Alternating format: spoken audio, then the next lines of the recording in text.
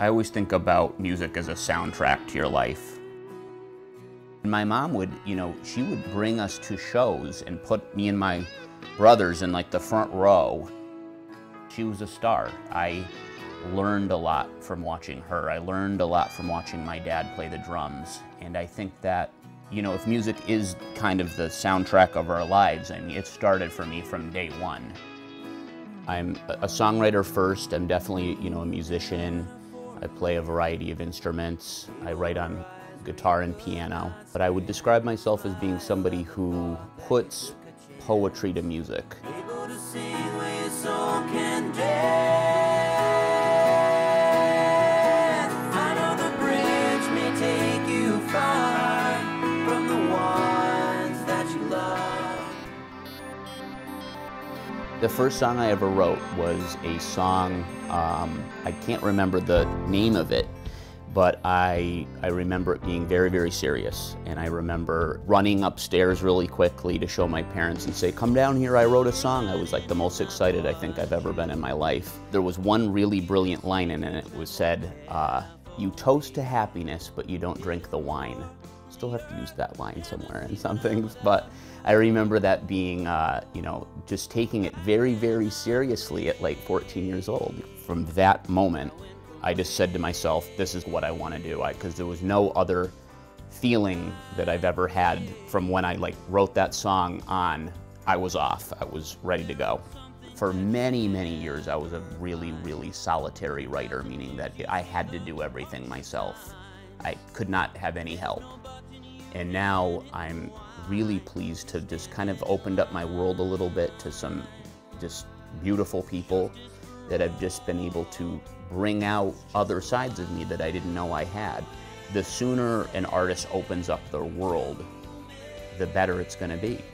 I recorded my latest record at home, and we did some of the tracking in Los Angeles. Basically, we did the computer thing, which you can do now, which is pretty cool, where I'm sending my friend Jimmy Paxson and Brett Simons a click track, and then he was able to record the rhythm section, send it back to me. So some of it was done in New York, some of it was done in LA, and most of it was done at home in Western Massachusetts.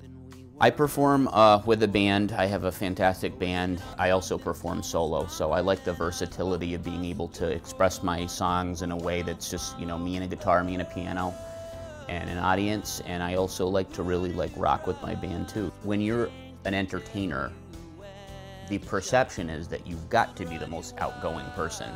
You have to be somebody who's bigger than life, and of course there's that side of you when you're on stage, and that you can open yourself up to your audience, and that but I'm definitely a solitary person a lot of the time. I mean, I like to be able to be separate from that.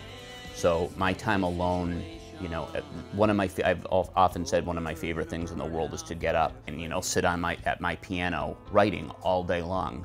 I mean, that's like my favorite thing in the world. When I don't feel like writing, it's definitely, I've learned that that's okay to not write, because you will write. I mean, I remember being, a teenager and saying, going through some type of, quote unquote writer's block and freaking out and saying, I'm never gonna write a song again, and almost have anxiety about it. But believe me, something will go wrong in your life that drives you back to the piano. You can count on it.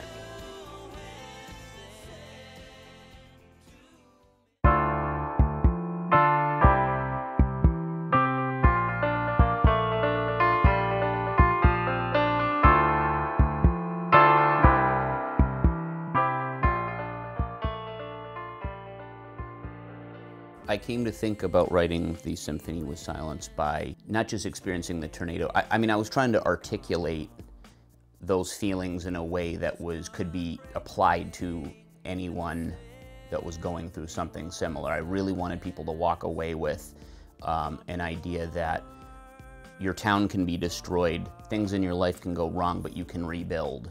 There's a line in there that says, whatever brought us down only lifted us up.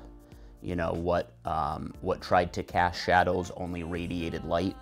So it's like, these things that you think are going to destroy you, you have resolve and you can get through it. You know, the humanity, the amount of coming together of a community. You know, you hear so much in the media about all this negativity and how the world is the most screwed up place. And so out of this really devastating situation, you just saw so many people coming together and just, you know, neighbors helping neighbors. And it was just really, really just amazing to watch. For me, there's just so many different approaches I take to music. Sometimes the music comes first. Sometimes the lyrics come first. Sometimes it's a combination of both.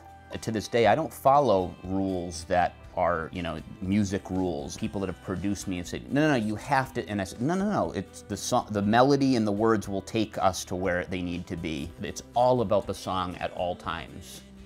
When you're producing something, it's about the song. How dynamically is the song gonna shift? How is it gonna modulate? What key should the song be in?